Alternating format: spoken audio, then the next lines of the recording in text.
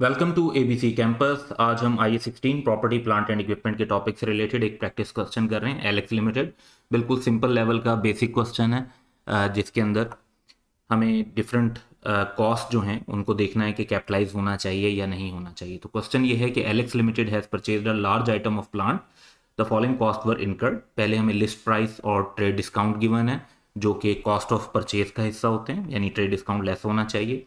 फिर delivery cost, installation cost, cost of site preparation, architect fee, ये सारी directly attributable cost हैं।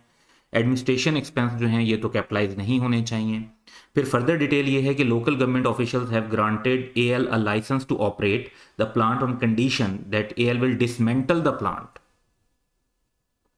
And restore the site to its former condition at the end of the plant's life. तो plant की life के end पर dismantling और restoration of site होनी है। और AL has estimated the amount of 250 million in present value terms. Typically जब हम एडवांस लेवल पे क्वेश्चन कर रहे होते हैं तो हमें प्रेजेंट वैल्यू खुद कैलकुलेट करनी पड़ती है। यहाँ ऑलरेडी प्रेजेंट वैल्यू टर्म्स में ही दी हुई है 250 million for the related obligation.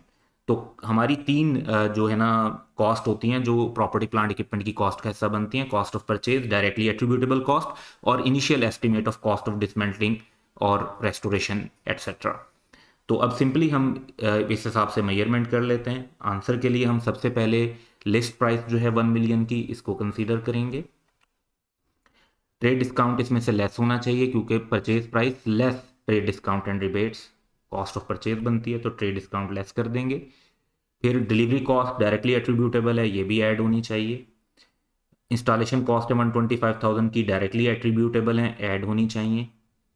Cost of site preparation भी डायरेक्टली एट्रीब्यूटेबल है, यानी ये वो कॉस्ट हैं जो एसेट को उसकी प्रेजेंट लोकेशन एंड कंडीशन जिसमें मैनेजमेंट चाहती है कि उन्हें इस्तेमाल करे उसमें लाने के लिए ज़रूरी है, तो ये भी ऐड होनी चाहिए।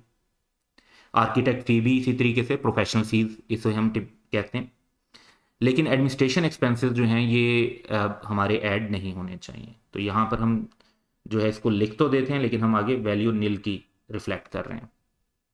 फर्दर यहाँ पर ये जो 250 मिलियन है इनिशियल कॉस्ट ऑफ डिसमेंटलिंग, वैसे तो इसकी जो अकाउंटिंग है वो IAS 37 के मुताबिक होती है, लेकिन ये प्रॉपर्टी प्लांट इक्विपमेंट की इनिशियल मेजरमेंट एट कॉस्ट के अंदर भी शामिल की जाती है।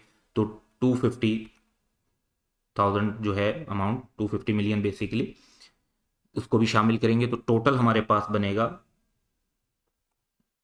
1640 मिलियन, क्योंकि ऊपर यहाँ पर आप देख रहे हैं कि 30 है।